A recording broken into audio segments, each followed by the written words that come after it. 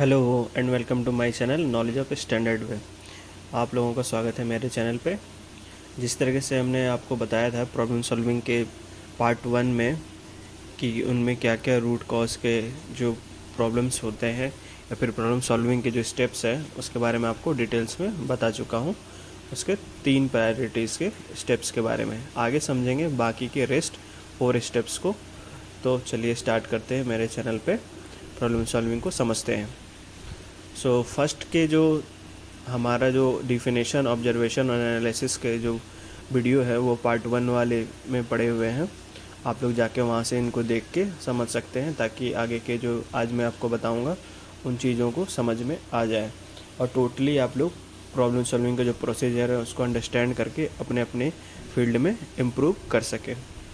तो चलिए बिना देरी के स्टार्ट करते हैं। 4th स्टेप्स हमारा जो है एक्शन पे। तो एक्शन के में हम और चेक में, स्टैंडर्डाइज में, कंक्लूजन में आज क्या क्या सीखने वाले हैं, चलिए जानते हैं। एक्शन में हम आपको बताएंगे कि जो हमारा एक्शन स्टेप है उसके अंदर हमें क्या क्या एक्शन लेना है, उसके क्या क्या स्टेप्स हो सकते हैं, उसको जानेंगे, क्या क्या एक्टिविटी को हमें फॉलो करना है। तो पहले हमें क्या करना है कि करेक्शन एक्शन लेना, मतलब इमीडिएट एक्शन लेना है। जो हमारा ऑयल लीकेज हो रहा है उस पर क्या करेक्टिव एक्शन लिया जाए, मतलब ताकि हम उस ऑयल वाले जो प्रॉब्लम्स हैं उसको, तो जो लीकेज की जो प्रॉब्लम्स हो रही थी उसको बंद किया जा सके। ठीक है, 100% इंस्पेक्शन के बाद। दूसरा स्टेप्स क्या कहता है कि हमारा जो एक्शन लेना है, क्या उस एक्शन से हमें कोई उसका साइड इफ़ेक्ट जनरेट नहीं होनी चाहिए और ना ही कोई कुछ अदर प्रॉब्लम प्रोड्यूस होनी चाहिए। ठीक है, ताकि वो हमारा जो एक्शन है वो पूरी तरह से राइट डायरेक्शन में जा कर के वो प्रॉब्लम्स को क्लोज कर सके। ठीक है, इस पे ध्यान देना। थर्ड क्या कहता है हमारा कि उसके एडवांटेज और डिसएडवांटेज को अच्छे तरीके से देख करके, एग्जामिन करके उस पर एक्शन लेना चाहिए। और उसके साथ ही साथ ये ध्यान रखना हमें, जो साइड में मैं आपको बता रहा हूँ, क्या वो इफ़ेक्टिव है, क्या वो फिजिबल है, क्या कंसिक्वेंशियल इफ़ेक्ट उस पर क्या आ रहे हैं, इकोनॉमी क्या है। कहने का मतलब है क्या वो हमारे लिए वो पॉजिटिव वे में जो हमने एक्शन लिया है क्या वो सही है, क्या हमारे जो कॉज है, जो प्रॉब्लम्स हैं उसको 100% रिमूव कर पा रही है, क्या जो हम फिजिबिलिटी है वो जो हम टेक्निकली एक्शन लिए हैं क्या वो पॉसिबल है कि उस जगह पे वो एक्शन लिया जा सके। जैसे कि यहाँ दिख रहा है, क्या कंसिक्वेंस, क्या इफ़ेक्ट हो सकते हैं, उसके कोई साइड इफ़ेक्ट ना हो, उसके बजट क्या है जो हम एक्शन ले रहे हैं, क्या उसका कॉस्टिंग हाई जा रही है। तो मान लीजिए हमारे जो कुछ छोटे मोटे कॉस्ट के जो प्रॉब्लम्स होते हैं उस पर हम ज़्यादा बजट वाला कोई एक्शन ले लें तो उसे हमें लॉस ही हो रहा अल्टीमेटली, तो उस टाइप के एक्शंस को हमें अवॉइड करना चाहिए। तो ये कुछ स्टेप्स हैं एक्शन के। आगे समझते हैं एक्शन में। तो हम क्या करेंगे, जैसा कि मैंने एग्जांपल के लिए आपको बता रखा था कि हम लास्ट में 3 कॉल्स पे मेनली हमारा वैलिड हो चुका था कि ये 3 कारण हो सकते हैं हमें रूट कॉज तक ले जाने के लिए। इन तीनों का हम एग्जांपल के वाइवा एनालिसिस लेकर के आए हैं। छोटा सा एक वाइवा एनालिसिस है, ये एग्जांपल है, इसको आप ट्रू मत मान लीजिएगा। तो वाइवा एनालिसिस में हम क्या किए कि वैलिडेट क्या करें हम, जो पहला कॉज था variation in insertion length of pipe, pipe में जो लेंथ थी उसमें कुछ गैप मिल रहा था, वेरिएशन मिल रहे थे लगाने में। ठीक है, तो हमें यहाँ क्या इनको रूट कॉज निकल के आया कि कोई स्टॉपर नहीं था पाइप के लिए। ठीक है, इसी तरह से दूसरे में क्या आया, cutting of rubber tube, rubber tube cut रहा था। क्यों कट रहा था, क्योंकि वहाँ पे उनको किसी टाइप का कोई एसओपी नहीं था कि उसको कैसे लगाना है, कैसे हटाना। उनको ये भी मिला कि कहीं पे शार्प एज और कॉर्नर एज मिल रहे हैं।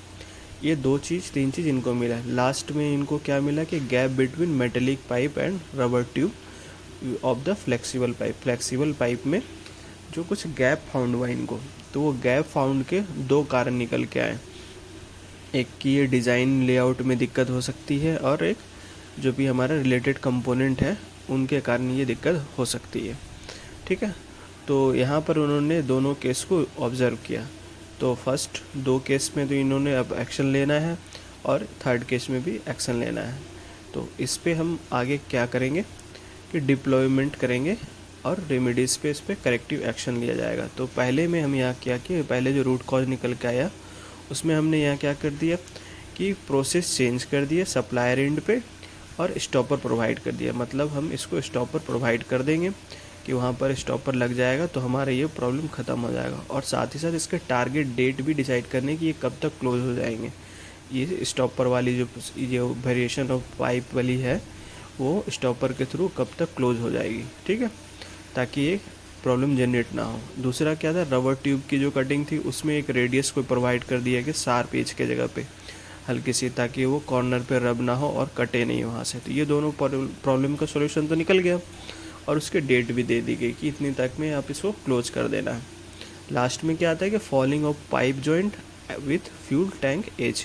इसमें क्या दिक्कत आ रही है कि द डिज़ाइन कंस्टेंट, मतलब डिज़ाइन की तरफ से ये थोड़ी दिक्कत हो सकती है कि वहाँ पे पॉसिबल नहीं है या फिर कोई दिक्कत हो रही होगी इनको वहाँ पे कि वहाँ पे 100% चीज़ें एक्शन ना लिया। तो इन्होंने क्या किया कि it is difficult to change the position of crimping joint और sharp corner of the fuel tank, मतलब इनकी पोजीशन को चेंज करना क्रिम्प जॉइंट के पास पॉसिबल नहीं था। तो इन्होंने क्या किया, एक full proof solution following final remedies is proposed, मतलब कोई और रास्ता इन्होंने ढूंढा। तो उसका टारगेट इन्होंने ले रखा है कि उस हम किसी और तरीके से इसको लगा करके आपको इस प्रॉब्लम का निजात दिलाएंगे। उन्होंने 4 जनवरी तक का टारगेट लिया था। आगे देखते हैं इन्होंने क्या किया। आगे इन्होंने क्या किया कि फाइनल रेमेडीज डेवलप किया कि यहाँ पे जो 2-3 काउजेज निकल के आ रहे थे उनमें तो 2 का हो गया, लेकिन जो तीसरा कारण था कि but there the failure because the third root cause, hence it is decided to convert a flexible pipe into fully metallic pipe as a full proof solution. मतलब जो फ्लेक्सिबल पाइप हम यूज कर रहे थे उसके जगह हम मेटेलिक पाइप ही use करेंगे, जिससे उसका फाइनली सॉल्यूशन निकल के हो जाएगा। तो वहाँ पर उन्होंने इन चीज़ का एक्शन ले लिया, ठीक है, इस्टेब्लिश भी हो गए, सब कुछ हो गए, ट्रायल हो गए, लॉट्स हो गए, यहाँ पे उन्होंने कोई दिक्कत नहीं आया। उन्होंने टेस्टिंग वगैरह करके देखा। तो टेस्टिंग में इन्होंने पाया 2 तरह के टेस्टिंग, 200 ट्रैक्टर के जो था उन्होंने लॉट लेकर के चेक किया और मॉडिफाई पे चेक किया और रेगुलर रोड टेस्ट पे भी चेक किया, मतलब हर तरीके से इन्होंने एनालाइज किया और टेस्ट भी कर लिया। तो इन्होंने पाया कि कोई लीकेज ऑब्जर्व नहीं हुआ इफ़ इन एनी ट्रैक्टर्स, किसी भी ट्रैक्टर्स के अंदर, ठीक है। इस तरीके से इन्होंने अच्छे तरीके से एक्शन ले लिया। आगे क्या करना है हमें, जब एक्शन हो गया, हमें अच्छे रिजल्ट मिले, तो उसको रिजल्ट को देखने के लिए हमें पता कैसे चलेगा, बाय डाटा और बाय ग्राफ। यही चीज़ तो हमारे पास हो सकती है जो शो करके बता सकती है कि आपके पहले और अभी में क्या अंतर आ रही है, पहले कंप्लेंट्स क्या थे, अभी क्या आपने बेटर इम्प्रूवमेंट किया। तो इसके लिए चेक करने के लिए बिफोर आफ्टर का जो चार्ट है, इससे आप चेक कर सकते हैं कि पहले जो आपका डाटा बन के आ रहा था, जो भी आपका हिस्टोग्राम या फिर बार चार्ट या फिर जो ट्रेंड लाइन है, वो कितना नैरो, कितना टॉलरेंस के अंदर आ रहा था, या कितना टॉलरेंस के बाहर जा रही थी, वो चीज़ें यहाँ से आपको ग्राफ के अंदर निकल के आ जाएगा, ठीक है। इसके इफ़ेक्ट को हम अच्छे तरीके से टारगेट वैल्यू के अकॉर्डिंग यहाँ से चेक कर सकते हैं कि कितना सही आ रहा है और क्या गलत आ रहा है, जो कि आपको इस तरह से पिक्चर में शो हो जाएगा बिफोर और आफ्टर में। चेक कर लिए हम यहाँ पे और कंफर्मेशन ले लिए कि क्या है इफ़ेक्टिवनेस है ऑफ एक्शन के, ठीक है। और इसी तरीके से जब हमारा टोटली फाइनल निकल जाता है तो इसमें हम क्या हो रहा है कि प्रोजेक्ट हमने 3310 ppm पे स्टार्ट किया था, जो 2 काउजेस के हमने एक्शन ले लिया था अक्टूबर में, और जनवरी तक में हमने ये फाइनली रेमेडीज करके टोटली जो हमारा मेन प्रॉब्लम्स था ऑयल लीकेज की, यहाँ पे जनवरी में वो क्लोज हो गया। तो ये ओवरऑल आपको यहाँ पे समरी बता देगा कि ऑयल प्रेशर गेज की जो पाइप लीकेज की प्रॉब्लम थी लाइन रिजेक्शन की, वो यहाँ पर ट्रेंड लाइन से वो इस तरीके से चला और ये टाइम लाइन के अकॉर्डिंग ये क्लोज हो गया, जो कि आप लोगों को शो हो रहा है, ठीक है। इतना होने के बाद हमें अब इसका स्टैंडर्डाइजेशन देखना है, मतलब स्टैंडर्डाइज बनाना है इसको, ताकि इन ऑयल लीकेज की जो प्रॉब्लम है वो दोबारा जनरेट ना हो। तो उसके लिए क्या प्रिवेंशन, क्या लेना एक्शन है, हमें वो चीज़ देखना पड़ेगा। तो कुछ एक्टिविटीज़ हैं जो आप लोगों को बता रहा हूँ। पहले कि SOPs बनाना है हमें, स्टैंडर्ड किस में होना चाहिए, 5W और 1H, जो कि ऑलमोस्ट हर जगह ये यूज होता ही है। उसको इम्प्रूवमेंट फैक्टर जहाँ पे हमें लगता है कि कोई एक्टिविटी, कोई पॉइंट वहाँ पे ऐड ऑन करना है, कुछ हटाना है या फिर कुछ मॉडिफाई करना है, तो वो वहाँ पे आप डिफ़ाइन करके कर सकते हैं। वो डिफ़ाइन तो कर दिए, लेकिन कम्युनिकेट भी करना है उसको, मतलब जो आपको की यूज़र है जिनको ये चीज़ करना है, जो एक्टिविटी करना है ऑयल लीकेज के प्रॉब्लम्स को सॉल्यूशन के लिए, उन तक ये SOP और जो स्टैंडर्ड है, उनके इंस्ट्रक्शंस हैं, उनको तक पहुंचनी चाहिए। वो कैसे पहुंचेगी, जब तक आप उनको एजुकेट नहीं करेंगे, जब तक उनको ट्रेनिंग नहीं देंगे, जहाँ तक उनकी नेसेसरी है स्किल्स है उन पर आपको जाकर वहाँ पे ध्यान देना पड़ेगा। उनकी टेस्टिंग भी लेनी पड़ सकती है, ठीक है।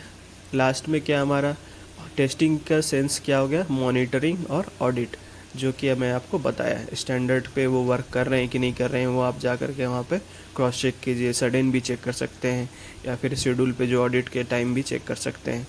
तो ऑलमोस्ट आपको इस तरीके से स्टैंडर्डाइज को फॉलो करना है।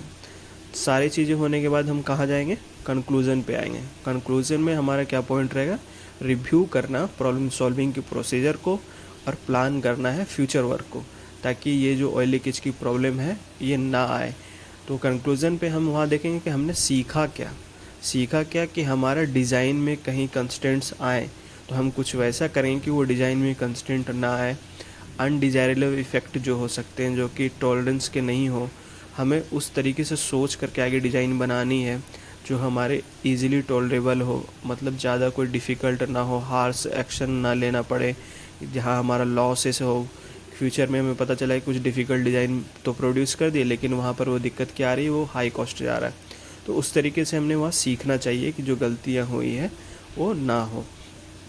हॉरिजॉन्टली डिप्लॉय करना है, मतलब जो उस एक्शन को हमने एक पायलट लेवल पे किया था, एक स्मॉल लेवल पे कर रखा था, उसको सारे जो अदर्स प्रॉब्लम्स जो उससे रिलेटेड हैं क्या वहाँ पे पॉसिबल हो, तो हम वहाँ से सीख करके एनालाइज करके न्यू प्रोडक्ट पे भी उसको अप्लाई कर दें, ताकि नए मॉडल के जो ट्रैक्टर्स हों या फिर जो भी उनसे रिलेटेड प्रॉब्लम है उनमें ये चीज़ें ना रिपीट हो, ठीक है। तो फाइनली कंक्लूजन निकल के आ जाएगा और हम अपने टीम को कॉन्ग्रेचुलेट करेंगे कि हम इन चीज़ों को अच्छे तरीके से सॉल्यूशन और इम्प्रूवमेंट की ओर कंप्लीट कर चुके हैं, ठीक है।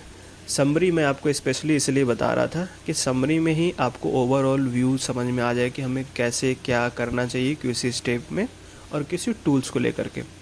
तो जैसे कि आप देख सकते हैं कि ये जो है प्रॉब्लम सॉल्विंग के कुछ स्टेप्स हैं जो हम यूज किए हैं, और उनके अंदर जो टूल्स हैं उनको यूज किए। एक बेसिकली मैट्रिक्स है, तो आप लोग पॉज करके इस वीडियो को ठीक से समझें कि हम कहाँ कहाँ इनको कैसे कैसे यूज किए हैं प्रॉब्लम सॉल्विंग के अंदर। जैसे प्रॉब्लम आइडेंटिफिकेशन के लिए हम क्या यूज किए, रन चार्ट या ब्रेनस्टॉर्मिंग, इन तरीके से यूज कर सकते हैं। प्रॉब्लम को प्रायोरिटाइज करने के लिए क्या किए, पैरेटो चार्ट का यूज किए और ब्रेनस्टॉर्मिंग का यूज किए। अंडरस्टैंड करने के लिए क्या किए, प्रॉब्लम्स को चेक शीट किए, मतलब डाटा को कलेक्ट किए, हिस्टोग्राम से चेक किए, पैरेटो से भी चेक कर सकते हैं, कोई चेक रन चार्ट के थ्रू भी चेक कर सकते हैं, यानी कंट्रोल चार्ट्स के थ्रू चेक कर सकते हैं। कॉज एनालिसिस करना है तो कौन से ये सारी चीज़ों टूल्स का यूज़ कर सकते हैं। बायोमेट्री का हमने यूज किया, अभी भी ब्रेनस्टॉर्मिंग का यूज किया, पैरेटो का भी यूज किया। तो मतलब ये सारी चीज़ें टूल्स आपके काम में आ सकती है। एक्शन लेने के लिए क्या किया, काउंटर मेजर के लिए हम हाउ ट्री भी बना सकते हैं, ब्रेनस्टॉर्मिंग का यूज कर सकते हैं, ठीक है।